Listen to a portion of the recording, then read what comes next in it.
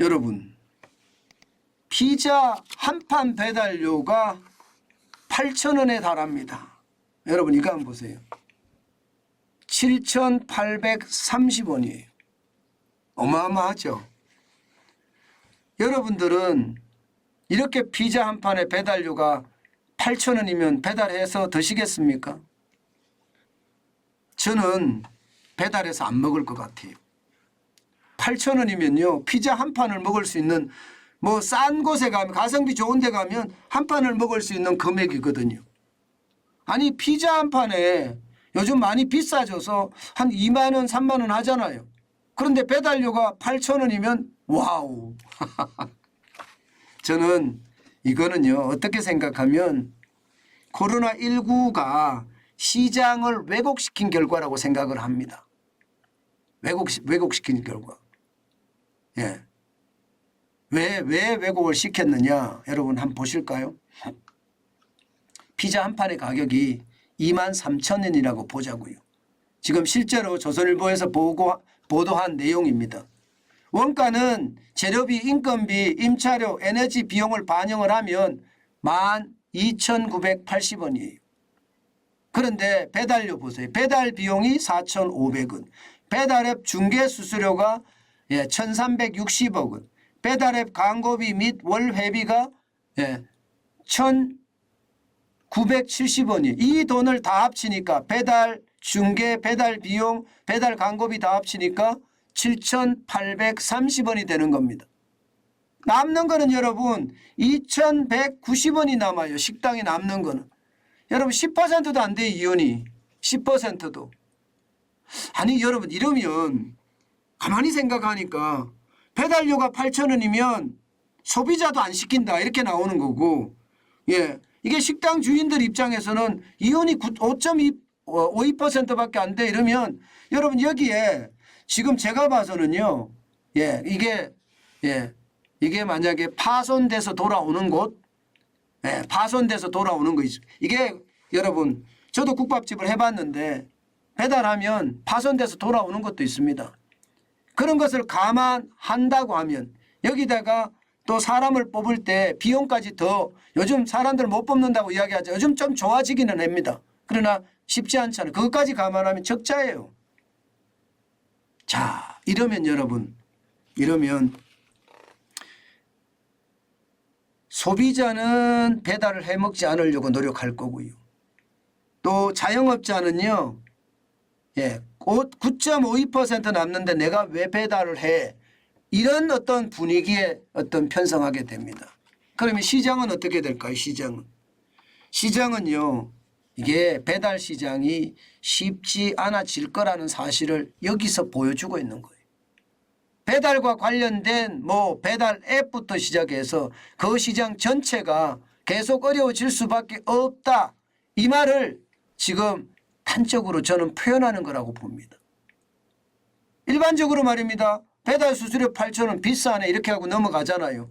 예, 가게 이윤이 9.52%밖에 안 돼 이렇게 생각하고 넘어가는데 이 배달료와 가게 이윤을 생각하면 소비자는 안 사 먹던가 그렇지 않으면 현장 가서 먹던가, 피자 가게 주인은 배달을 안 하든가 아니면 장사를 접든가 둘 중에 하나가 될 거잖아요. 모두가 부정적인 요소가 됩니다. 그러면 여러분 결국 말입니다. 지금까지 배달 산업이라는 게 코로나19 때문에 엄청 떴잖아요. 월 소득이 381만 원이 평균입니다. 월 지출은 95만 원밖에 안 되고요. 근무 일수도 25.3일밖에 안 됩니다. 일평균 배달 건수가 37.4건입니다. 37건을 배달하면 381만 원을 번다는 거 많이 버는 거죠. 게다가 25일밖에 일 안 하고요. 또 자유롭잖아요. 굉장히 자유롭습니다. 솔직히 여러분 배달만큼 자유로운 직업이 어디 있습니까? 내 마음대로 하고 내 일정대로 하고 안 받고 싶으면 안 받고요. 그러니까 사람들이 코로나19 때문에 많이 몰렸어요. 그런데도 많이 벌어. 근데 문제는 시장이 커지니까요. 이게 배달 앱 시장에서 배달 기사 모시기에 그야말로 뭐라 그래야 되나 태풍이 불어버렸어요. 그러니까 이게 배달료도 올리고 너네 대우 잘해주겠다 이렇게 이야기하면서 많은 사람들을 내 편으로 끌기 시작했어요. 쉽게 말하면 시장의 치킨 게임이 시작이 된 거죠.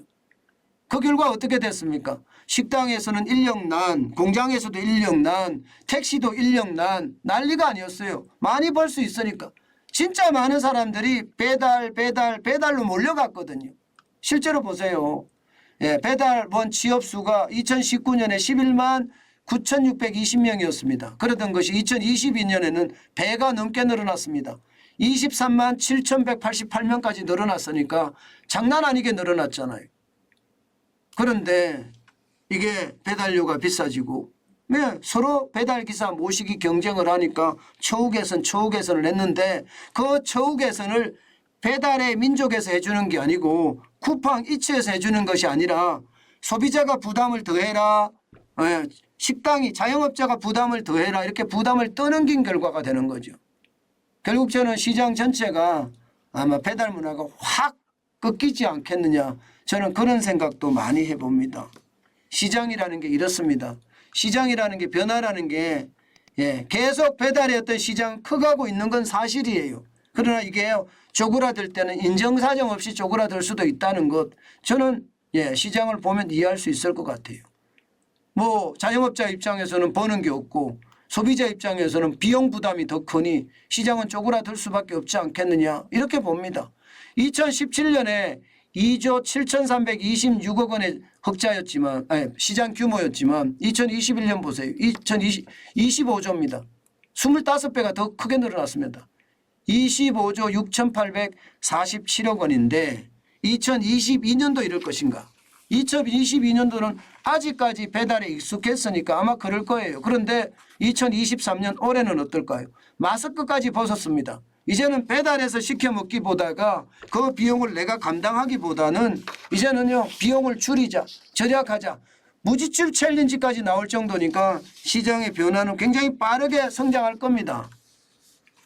여러분 지금은요 저성장의 고물가 시대가 돼버리니까 결국 절약이 미덕이 돼갑니다. 아마 이제 익숙해질 거예요. 절약이요. 난방비 폭탄 전기료 폭탄 맞아보니까 대출 이자 폭탄까지 맞아보니까 절약이 익숙해질 겁니다. 그렇게 되면 여러분 배달 시장에 대한 어떤 충격 저는 있을 거라고 생각을 해요. 그런 상황을 생각을 해보면 배달 산업에 투자하는 것 요즘은 진짜 무섭다 이렇게 생각할 수가 있습니다. 배달 산업을 아주 지독하게 쳐다보고요. 만약에 관련된 회사에 투자가 많이 돼 있다면 아마 이미 많이 줄였을 겁니다. 제가 이미 이 배달 시장에 대한 이야기는 몇 번 했거든요. 그렇지만 지금은 더 심각해졌다. 그 말씀을 다시 한번 올립니다.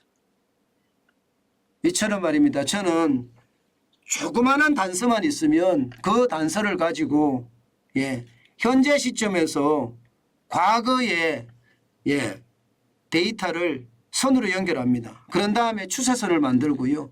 그 추세선이 미래로 어떻게 갈 것인지 제가 분석하는 게 저의 역할이거든요. 실제로 그렇게 분석을 해보면 배달 산업은 쉽지 않겠다 이렇게 생각된다는 것 다시 한번 여러분들에게 말씀 올립니다.